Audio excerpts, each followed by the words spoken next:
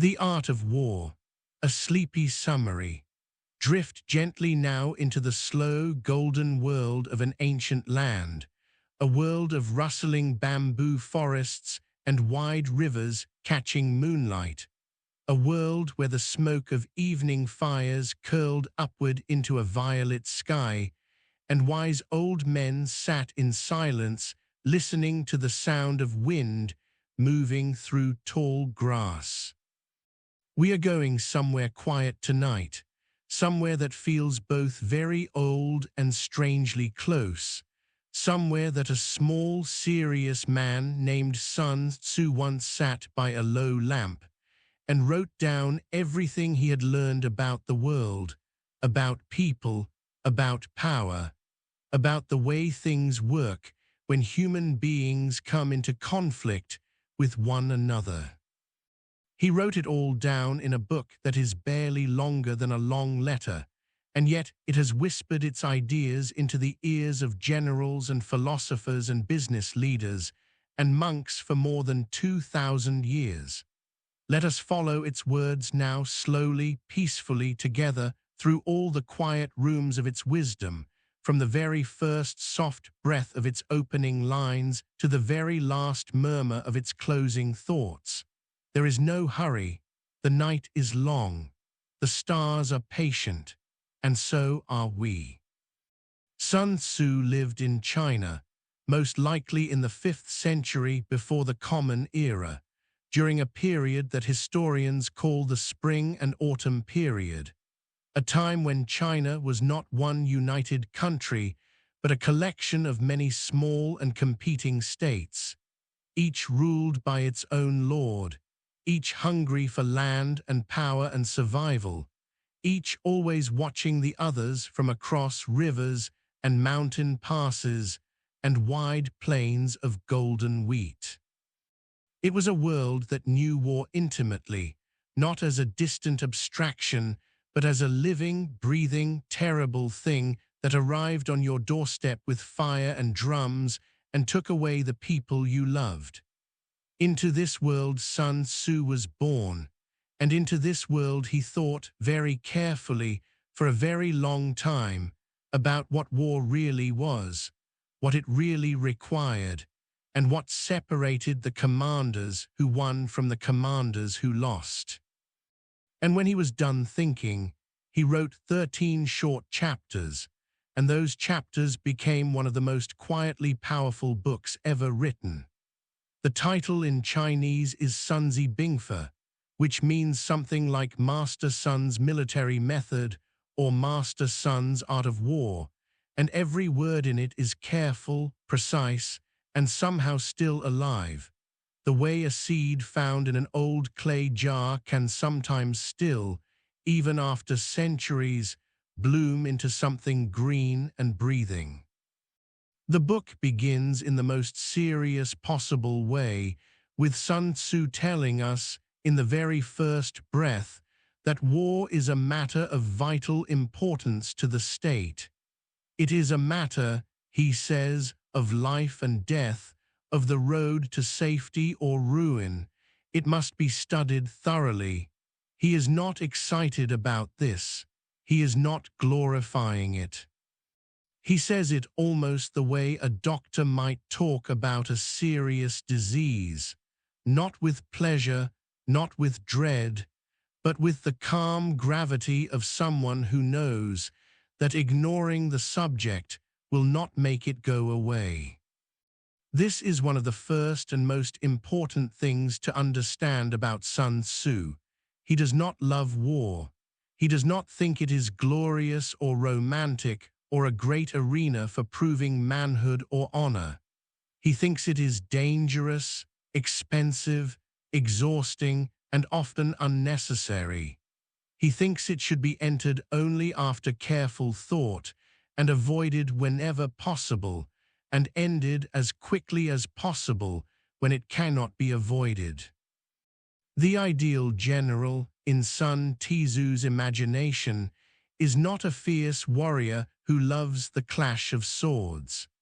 The ideal general is a thoughtful, patient, deeply perceptive person who solves problems before they become battles, and who, when battles are unavoidable, arranges them so carefully that they are already won before the first spear is thrown.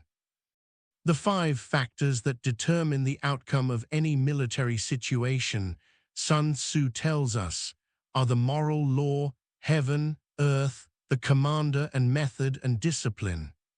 These 5 things must be understood, he says, and they must be compared element by element between your own side and your enemy's side. And if you do this honestly and carefully, you will already know, before anyone has drawn a weapon, who is likely to win.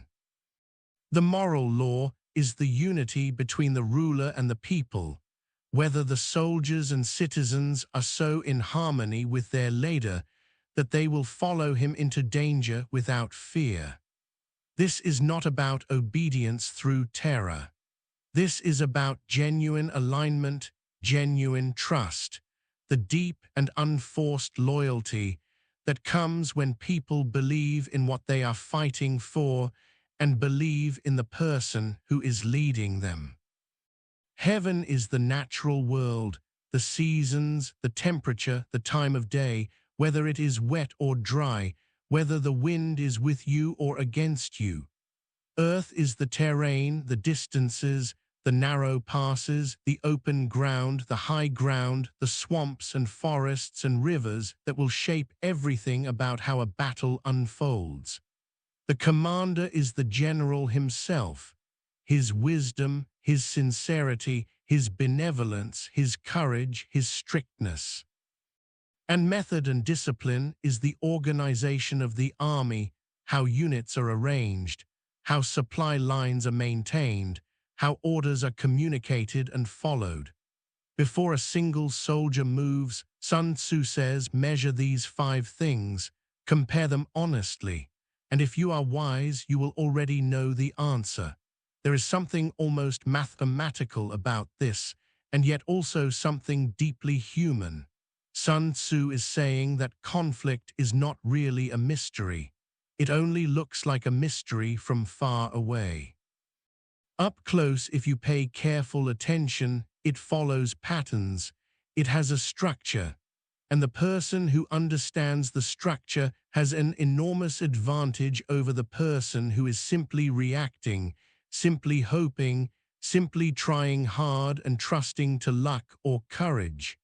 Courage matters, trying hard matters, but understanding matters more. Knowledge, in Sun Tzu's universe, is the most powerful weapon of all. Now the lamp flickers a little, and we drift deeper into the first soft chamber of his thinking, into the idea that all warfare is based on deception. This is perhaps the most famous single idea in the entire book, and it is worth sitting with for a moment, turning it slowly, letting it catch the light from different angles. When you are capable of action, he says, you must seem incapable. When you are active, you must seem inactive. When you are near, you must seem far away. When you are far away, you must seem near. If your enemy has advantages, disturb him. If he is strong, avoid him. If he is angry, provoke him to irritation. If he is comfortable, tire him. If his forces are united, divide them. Attack where he is not prepared. Appear where you are not expected. These instructions are given calmly, almost gently, as though they are simply the obvious and natural things to do, and there is something slightly dizzying about reading them, like being told by a very wise friend that the world you thought you understood works on principles you had not quite noticed before. The lesson here is not cynicism. It is not a celebration of trickery for its own sake. It is rather a very clear-eyed acknowledgement that in any conflict, the person who can manage how they are perceived has an enormous advantage. The enemy who thinks you are weak when you are strong, who thinks you are far when you are near, who thinks you are resting when you are moving, that enemy will make decisions based on false information, and those decisions will be wrong. And wrong decisions in military conflict cost lives. Sun Tzu would say they cost lives on both sides because a misdirected battle, a badly planned campaign, a war that drags on longer than it needed to, these all cause suffering far beyond what was necessary. Deception in this framing is not immoral. It is merciful. It ends conflicts faster. It preserves life. The best deception is the kind that causes your enemy to surrender or retreat without a real battle at all. Drift with me now softly into the second chapter, which speaks of waging war, by which Sun Tzu means something more specific and more interesting than simply fighting. He is talking about the economics of conflict, the enormous cost of moving an army into the field, of feeding thousands of soldiers, of maintaining horses and wagons and weapons, of keeping supply lines running across long distances. When you raise an army and campaign in the field, he says, the cost to the state is enormous. He gives specific numbers, specific calculations, the way an accountant might, because he wants to make absolutely sure his reader understands that war is not free, that every day of campaigning drains the treasury and exhausts the people, and that a general who allows a campaign to drag on indefinitely, even if he is winning, is actually losing in a larger sense. Because the state itself is bleeding away beneath him. There is a lesson here that stretches far beyond military history. Any endeavor that costs more than its gains, that consumes more than it produces, that exhausts the resources it depends on, that endeavor, even if it appears victorious in the short term, contains the seed of its own eventual failure. And so Sun Tzu says, in war, let your goal be victory, not lengthy campaigns. Be swift. Be decisive. Take what you need from the enemy rather than exhausting your own supply lines. Turn the enemy's resources to your advantage. Feed your army from the enemy's fields. Use captured equipment. Reward soldiers who capture enemy fighters, not to be cruel, but because it is efficient, because it converts enemy strength into your own strength, because it ends the conflict faster. There is a kind of ruthless pragmatism here that is, somehow, also a kind of compassion, because every day the war ends sooner is a day fewer people die, and Sun Tzu is always counting the human cost of prolonged conflict, even when he does not say so explicitly. The third chapter is perhaps the most quietly revolutionary in the entire book, because it introduces the idea that has made Sun Tzu beloved not just by generals, but by philosophers, diplomats, business people, and anyone who has ever had to navigate a difficult human situation. The chapter is about the strategy of attack, and it opens with what sounds like a paradox. The supreme art of war, Sun Tzu says, is to subdue the enemy without fighting. Read that again in the warm, slow darkness behind your eyes. The supreme art is to subdue the enemy without fighting, not to win the battle brilliantly, not to crush the opponent with superior force, but to resolve the conflict without needing to fight at all. This is the highest achievement. This is the mark of the truly excellent commander. To win without fighting is best of all. How does one win without fighting? By making the cost of fighting prohibitively high for the enemy. By making the outcome of conflict so clear before the battle begins, that rational opponents choose to yield rather than suffer the inevitable. By understanding the enemy so thoroughly and presenting such an overwhelming and well-prepared force, that the enemy's rational calculation leads them to the conclusion that resistance is not worthwhile. This is not about intimidation in a crude or violent sense. It is about clarity, about honesty, about the power of genuine preparedness. If your forces are truly superior and your planning truly sound, and you can make this clear to your opponent, then your opponent, if he is also rational, will understand this and act accordingly. And if he does, both sides are spared the enormous cost of actual combat. Below this ideal, Sun Tzu arranges the methods of success in descending order. After winning without fighting, the next best is to attack the enemy's alliances, to isolate him diplomatically, to cut off his supporters, to undermine his coalitions. Below that, attack his army. And lowest of all, most costly, most desperate, most terrible, is to attack his cities.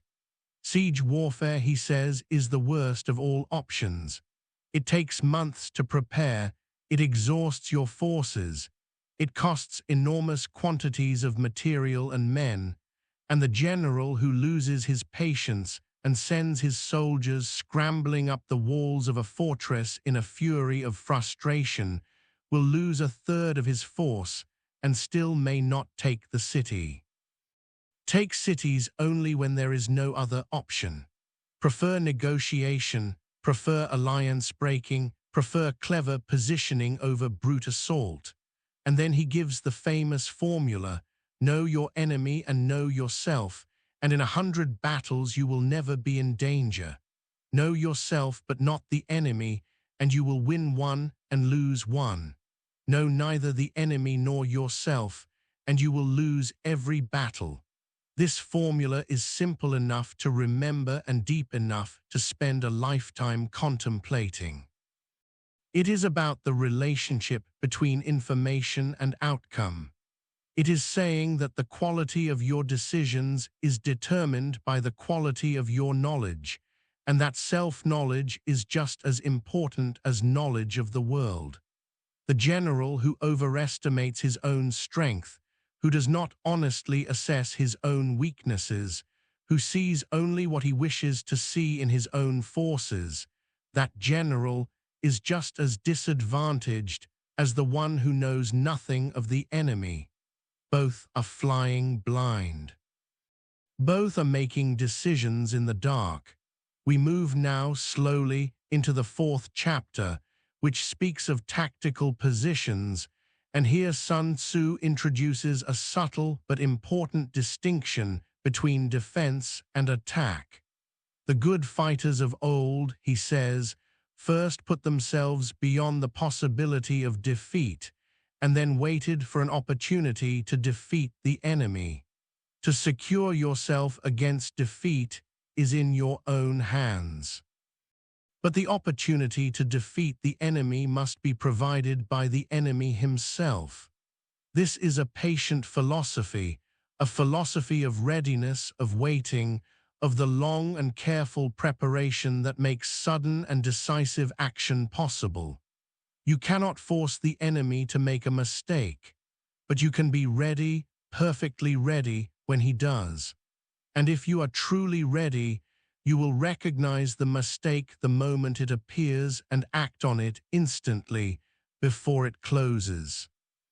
Security against defeat lies in defense, he says.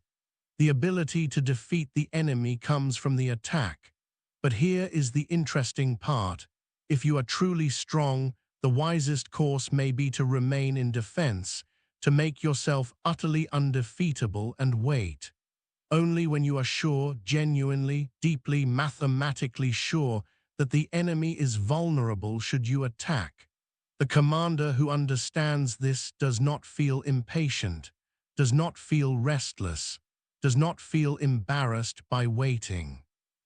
He understands that patience is not weakness, but the most refined expression of strategic intelligence, the willingness to endure the discomfort of waiting until the moment is right rather than acting prematurely and wasting everything you have prepared.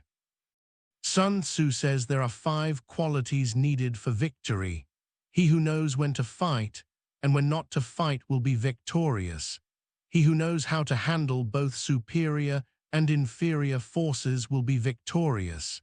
He whose army is animated by the same spirit throughout all its ranks will be victorious. He who, prepared himself, waits to take the enemy unprepared will be victorious. He who has military capacity and is not interfered with by the sovereign will be victorious.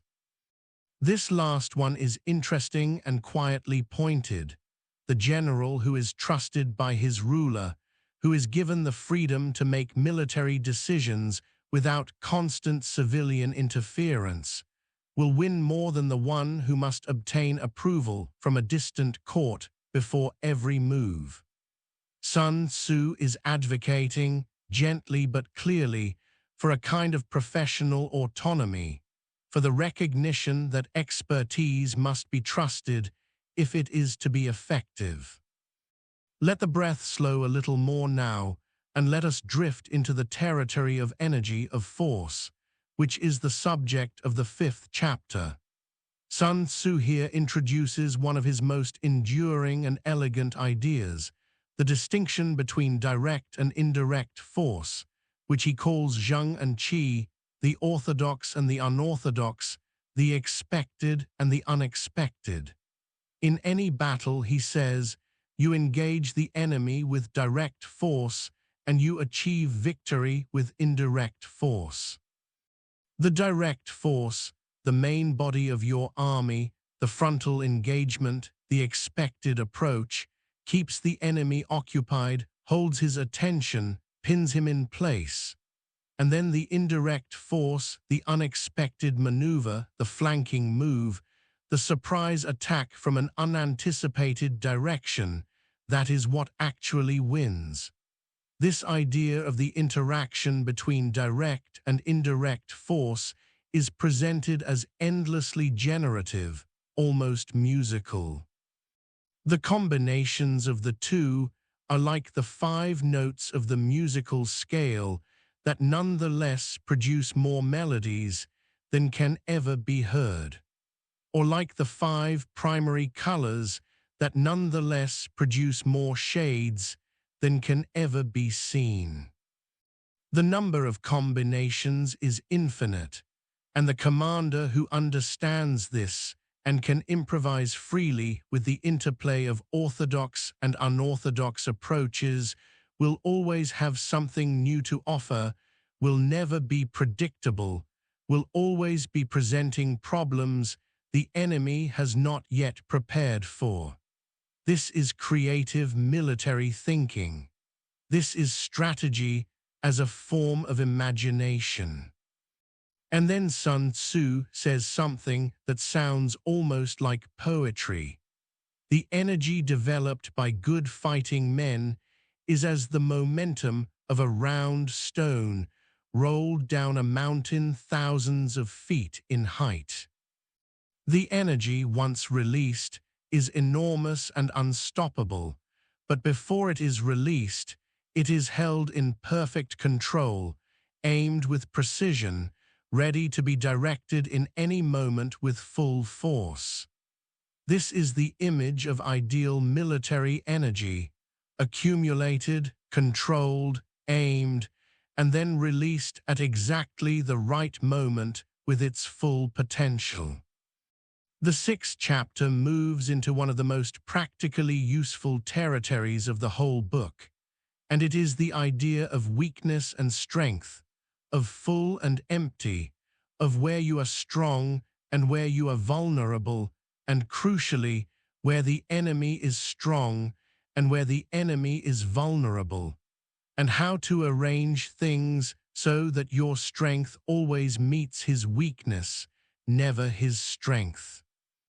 Whoever is first in the field and awaits the coming of the enemy will be fresh for the fight, he says, while the one who arrives hurrying and exhausted will have his energy already spent.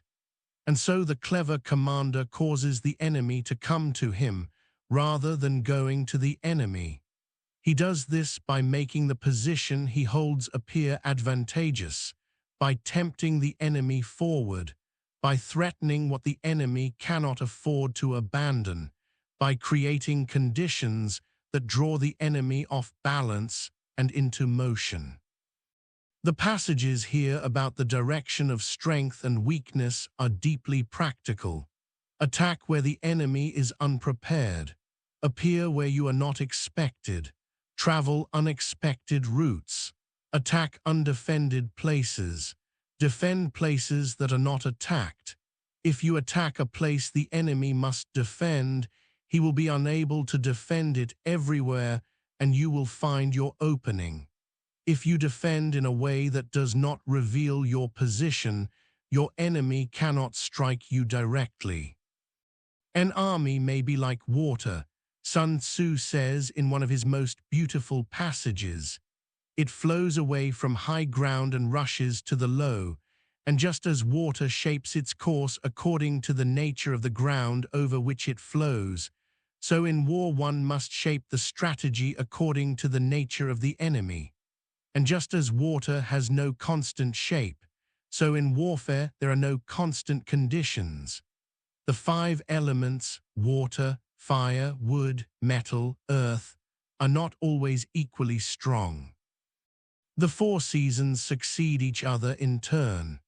The 5 musical notes, the 5 colors, the 5 flavors, they are not many in number, and yet their combinations are inexhaustible. The same is true of direct and indirect tactics. Use the inexhaustible combination. Now we drift into the 7th chapter, which is about the maneuvering of troops, about the art of moving large bodies of people and equipment through terrain quickly, deceptively, and effectively. This is very practical ground, the logistics of movement, the difficulty of maintaining order while moving, the danger of being caught in unfavorable terrain, the importance of discipline in the march as much as in the battle. Nothing in war, Sun Tzu says, is more difficult than tactical maneuvering.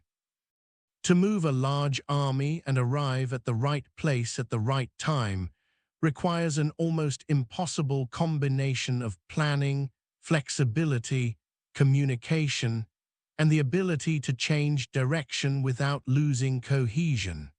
Maneuvering with an army is advantageous, with an undisciplined multitude most dangerous. He speaks of the use of signals in the field, the gongs and drums and banners and flags that allow a commander to direct thousands of soldiers who cannot hear his voice. When fighting at night, use fires and drums. When fighting by day, use flags and banners. In this way, the ears and eyes of the soldiers can be focused, their attention directed, their actions coordinated. And when soldiers are bonded together, the brave will not advance alone, and the cowardly will not retreat alone. The group moves as a single organism, each part supporting the others, and this collective motion is stronger than the sum of its individual parts. There is a long list of pieces of practical advice in this chapter that are almost hypnotic in their confidence and their specificity. Don't attack an enemy on high ground. Don't pursue an enemy who is pretending to flee. Don't attack soldiers whose spirits are high. Don't swallow bait offered by the enemy. Don't interfere with an army that is returning home. When surrounding an army, leave an outlet free. Don't press an enemy that is cornered. Each of these has a logic that reveals itself when you think about it. The army pretending to flee may be luring you into a trap. The army returning home is fighting with the ferocity of people who see the end in sight. The army with no outlet will fight to the last man with desperate courage. Always leave a trapped opponent a way out, because an opponent with a way out is more likely to take it, while an opponent with no escape is more dangerous than any other kind.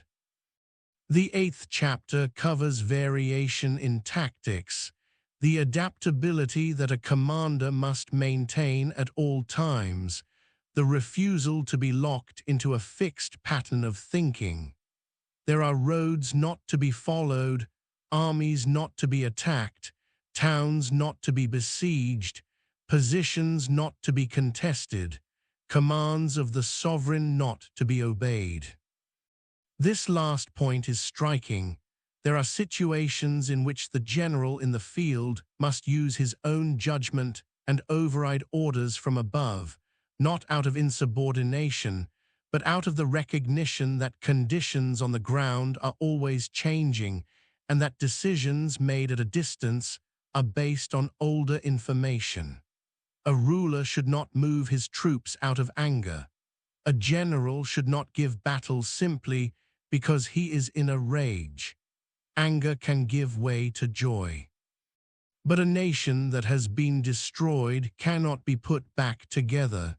The dead cannot be brought back to life. Therefore, the intelligent sovereign is cautious. The wise general is respectful. This is how you keep a country at peace and an army intact. The ability to change, to adapt, to approach each situation with fresh eyes rather than the comfortable patterns of habit. This is the higher form of intelligence that Sun Tzu prizes above all others. The commander who has learned 5 advantages knows how to handle troops. But the commander who has not thought about the disadvantages in every advantage and the advantages in every disadvantage is missing half the picture always. In all fighting, the direct method may be used for joining battle, but indirect methods will be needed to secure victory. The commander who understands this will never be at a loss. Into the 9th chapter now, which is devoted to the art of marching, of moving through terrain and reading the environment, of understanding what the landscape is telling you even before you see the enemy. High ground is to be preferred over low ground. Sunny positions are to be preferred over dark ones. Move through valleys close to the high ground and face the sunny side. If you are crossing salt marshes, hasten through them and do not linger. In mountainous country, stay in valleys. On flat plains, take a position that commands a view. These are practical rules drawn from experience, from the kind of hard-won understanding that comes from actually moving armies through the physical world and watching what works and what does not. But Sun Tzu goes further. He talks about reading nature itself as a source of intelligence. When you see birds suddenly rising and gathering in a certain area, there is an ambush there. When animals are disturbed and flee, a surprise attack is coming. When dust rises in a high straight column, chariots are approaching. When it is low and wide, infantry is coming. When it is in scattered patches, the enemy is collecting firewood. When thin wisps of dust move back and forth, soldiers are setting up camp. When envoys are sent with conciliatory words, the enemy wants respite. When the enemy quarrels and comes out to provoke battle, he wants you to commit your forces prematurely. When soldiers are fed their own horses' grain, the enemy is in difficulty with supplies. When the enemy's soldiers neither return to their tents nor look around them, they are desperate men who will fight to the death. The world, in Sun Tzu's view, is constantly speaking. the wise commander listens. And then he says something that is, in its own quiet way, rather beautiful. If soldiers are punished before they have grown attached to you, they will not prove submissive, and unless they are submissive, then they will be practically useless. If when soldiers have become attached to you, punishments are not enforced, they will still be useless. Therefore, soldiers must be treated in the first instance with humanity, but kept under control by means of iron discipline. This is the right combination. But if orders are habitually not enforced, that is the general's fault. If orders are clear but the soldiers still do not obey, that is the officer's fault. When orders are clear and the army is still unruly, punish the officers. When orders are vague and the army is unruly, it is the commander's fault for the vagueness. If the general treats his men as children, they will follow him through the deepest ravines. If he treats them with benevolence, he will have their hearts. If he treats them with respect, they will be willing to die for him. The discipline and the love are not opposites. They are the two halves of a whole, and a great leader provides both. Chapter 10 takes us into the classification of terrain, a subject that might sound dry at first, but opens into something quite rich. Sun Tzu identifies 6 kinds of ground: accessible ground, entangling ground, temporizing ground, narrow passes, precipitous heights, and positions at a great distance from the enemy. Each has its own rules, its own recommended behaviors. Accessible ground, which both sides can reach equally, should be occupied first, specifically the high and sunny sides, and the supply lines should be maintained carefully. Entangling ground once entered is hard to leave. If you go in and the enemy is not ready, you may win. But if the enemy is ready and you cannot win, then leaving will be difficult and disaster may follow. On temporizing ground, neither side has an advantage and neither should attack. In a narrow pass, if you can occupy it first, fill it with troops and wait. If the enemy gets there first, do not follow him in if it is fully occupied. On precipitous heights, if you get there first, take the high sunny side and wait. If the enemy is already there, draw him away and do not follow him up. When you are far apart and the forces are roughly equal, it is difficult to provoke battle and unprofitable to try. And then Sun Tzu enumerates 6 ways in which a commander may bring defeat upon his own troops. These are illuminating because they are not about the enemy at all. They are entirely about errors of leadership, flying when the enemy is too strong, recalcitrance in the officer corps, collapse of the army through the general being too weak, ruin through excessive discipline, disorganization through the general's failure to select capable officers, rout from inability to estimate the enemy's strength. These are self-inflicted wounds. They are the disasters that come not from bad luck or an unusually brilliant enemy, but from the commander's own failures of judgment, character, and knowledge. This is a consistent theme throughout Sun Tzu's thinking. The greatest threats to success come from within, not without. Know yourself, control yourself, correct yourself, and the outside world becomes manageable. The 11th chapter is the longest in the book, and also, in some ways, the most expansive, because it introduces the 9 kinds of ground, 9 different strategic situations that a commander might find himself in, each with its own character and its own appropriate response. There is dispersive ground, where you are fighting in your own territory and soldiers may be tempted to slip away and go home. Here, do not fight. There is facile ground, where you have made only a short incursion into enemy territory. Here, do not stop. There is contentious ground, which is advantageous to either side. Here, do not attack. There is open ground where both sides can move freely. Here, do not cut off communication. There is ground of intersecting highways, which connect several states. Here, join alliances. There is serious ground deep in enemy territory. Here, gather plunder. There is difficult ground, such as forests, steep hills, marshes. Here, march quickly. There is hemmed-in ground, approached by narrow paths and with difficult retreat. Here, resort to stratagem. And there is desperate ground, where you can only survive by fighting. Here, fight. The passages about desperate ground are among the most psychologically acute in the entire book. When soldiers are in desperate circumstances, the general must explain to them that he is not going to give up, that there is no turning back, that their only hope is in fighting well and breaking through. Throw your soldiers into positions from which there is no escape, and they will prefer death to flight. Officers and men alike will put forth their entire strength.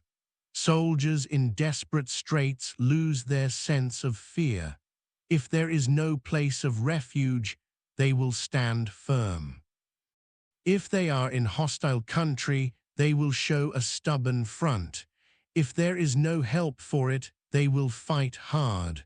Thus, without waiting to be marshaled, soldiers will be constantly on the alert. Without waiting to be asked, they will do your will. Without regulations, they will be faithful. Without giving orders, they can be trusted. There is a profound and somewhat vertiginous insight hidden here, which is that the worst situation sometimes produces the best performance, and that the removal of alternatives can be, paradoxically, a source of tremendous power. Sun Tzu tells a commander to keep his plans secret from his own men until the last moment, to lead them without explaining, to move them to advantage without showing them the danger. He must be able to change his plans and vary his methods, keep everyone in ignorance. He changes his camp, alters his routes, so that people cannot anticipate his movements. At the critical moment, the general focuses the energy of his whole army as though directing it against a single target. Lead your army as a man might lead a single person by the hand. The serpent of Changshan, he says, is an example. Strike at its head, and the tail comes to help. Strike at its tail, and the head comes to help. Strike at the middle, and both head and tail come to help. This is the image of a unified, responsive, organic fighting force, a force in which every part is connected to every other part and responds instantly and intelligently to whatever is threatened. Chapter 12 takes us to the use of fire as a weapon, which feels rather startling after all the careful subtlety that has come before. Sun Tzu is quite specific here. There are 5 ways to attack with fire: burn the soldiers in their camp, burn the stores, burn the baggage trains, burn the arsenals and magazines, burn the supply depots, and drop fire among the enemy. There are conditions for each kind of attack, and there are the 5 changes in the progress of a fire attack that a commander must understand and use wisely. When fire breaks out in the enemy's camp, respond quickly from outside. When the fire reaches its height, follow up if possible. If not, stay where you are. When you launch a fire attack, you should have agents who are prepared inside the enemy's camp to assist you. When a fire attack is made, be patient and wait. But then, after all this practical instruction, Sun Tzu adds something quietly ethical. A sovereign should not start a war simply out of anger. A general should not fight a battle simply out of resentment. Act when it is profitable. Desist when it is not. Anger may in time change to gladness. Resentment may be succeeded by contentment. But a kingdom that has once been destroyed can never come again into being, nor can the dead ever be brought back to life. Therefore the enlightened ruler is heedful. The good general is full of caution. This is the way to keep a country at peace and an army intact. It is as close to an anti-war statement as Sun Tzu ever comes, and it is placed here, right after the most destructive weapon in his tactical arsenal, as if to balance the scales. And now we come to the 13th and final chapter, the one that many readers find most surprising, because the great pragmatist, the legendary master of tactics and strategy, chooses to end his entire text not with a summary of military principles, but with an extended meditation on intelligence, on espionage, on the gathering of information. This is where the book ends, and it is where it has been going all along, because everything in Sun Tzu's system ultimately depends on knowledge, accurate, timely human knowledge of what the enemy intends, where he is vulnerable, what he fears, who his advisors are, and what they are planning. Raising an army of 100,000 soldiers and marching them great distances involves enormous costs, he says, and the suffering of the people is immense. To remain in ignorance of the enemy's condition, simply because one is reluctant to spend money on intelligence, is the height of inhumanity. There are 5 classes of spies, he tells us: local spies, inward spies, converted spies, doomed spies, and surviving spies. Local spies are people from the enemy's own district. Inward spies are officials of the enemy who have been turned. Converted spies are enemy spies who have been captured and re-employed in your service. Doomed spies are people given false information and sent back to the enemy. They will eventually be discovered and killed when their false information is found out, which is sad and calculated and cold. Surviving spies are your own agents who operate in enemy territory and return with information. The converted spy is the most valuable of all, Sun Tzu says, and should be treated with the utmost generosity. It is through the information returned by the converted spy that all other spies are managed. The converted spy knows the enemy's system and can help you place agents within it, help you understand what the doomed spy should carry, help you know whether the surviving spy's reports are accurate. The whole system of intelligence rests on this central figure, the converted spy, who moves between 2 worlds and belongs to neither. And then, as a kind of conclusion, a quiet closing thought, Sun Tzu says that the enlightened ruler and the good general will use their intelligence to achieve great results. They alone can find the most talented men, the most valuable agents, the most perfect instruments of their will. Divine manipulation of the threads is the beginning of espionage.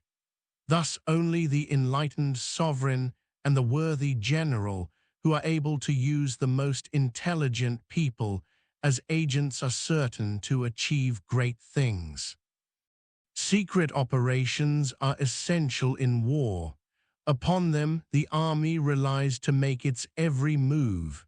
And the last, quiet thing he says is simply this: the secret agent must be a person of subtlety and perspicacity. And so the book ends.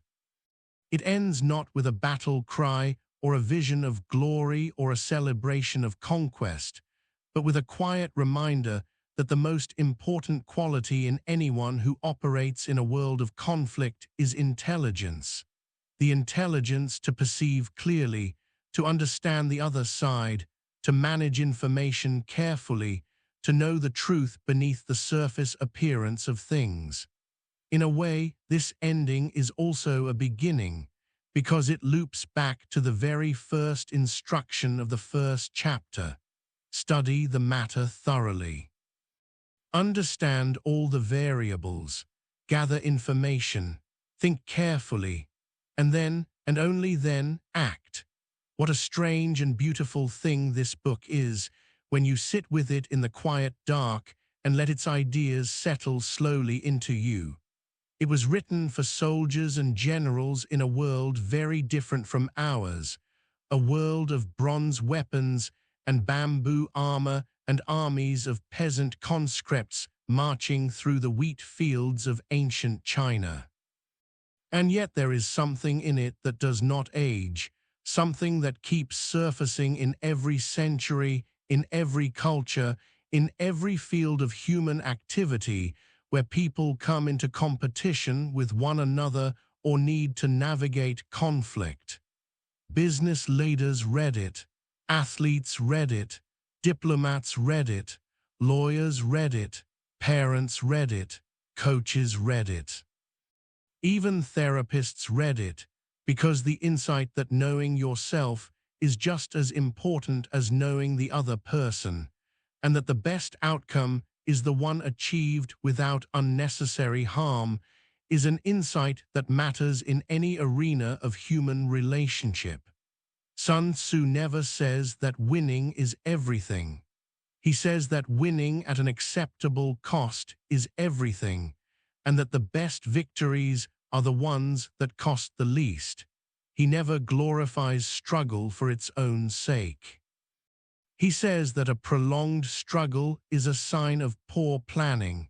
He never celebrates the destruction of an enemy. He says that a good commander finds a way to achieve his objective without destroying what he might one day need. He is a realist, but a realist with a deep preference for peace, for efficiency, for the minimum necessary force applied with maximum precision, and then stopped. He wants things to be over quickly, for everyone to go home, for the countryside not to be burned and the cities not to be torn apart. He is, in his own cold and calculating and ultimately quite humane way, against unnecessary suffering. And there is the great paradox at the heart of this ancient little book. It is a manual of war that is, in its soul, a plea for wisdom, for caution, for the patient accumulation of knowledge rather than the hasty deployment of force. It is a masterwork of strategy that is ultimately arguing for restraint. It is a book about conflict that is ultimately about harmony, the harmony between a leader and those who follow him, the harmony between a commander's understanding and the actual nature of the ground he moves through, the harmony between the force used and the outcome desired, and even, in some deep sense, the harmony between opponents who understand each other well enough that they do not need to destroy each other to resolve their differences.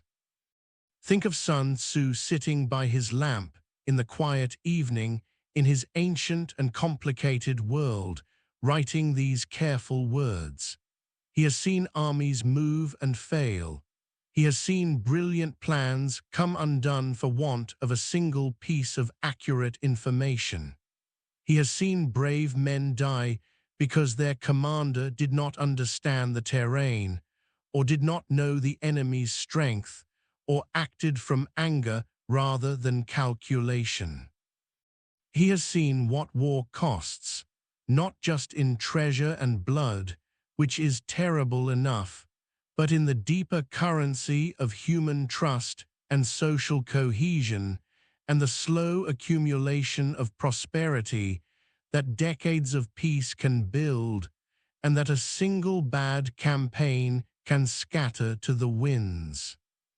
He knows all of this in his bones, and he writes it down carefully, precisely, with the quiet confidence of a person who has thought about something for a long time and has reached some conclusions that he believes are true. And across more than 2,000 years, across the immense distances of language and culture and technology, the words still carry something real. They still feel like the words of a wise person who has seen something clearly and wants to share it with you, not to impress you, but because it might help, because the world is always presenting us with situations that require careful thought, good judgment, honest self-assessment, and the patience to wait for the right moment. Because people, then as now, are sometimes in conflict with each other, and sometimes the wisest thing is to understand the other side so thoroughly that the conflict dissolves before it begins. And sometimes the second wisest thing is to act so decisively and so intelligently that it ends quickly. And in any case, the right thing is to know yourself and know the situation and think clearly and never act from mere anger or pride or impatience when there is any better option available. Let the words drift now, softly, like petals in a slow stream.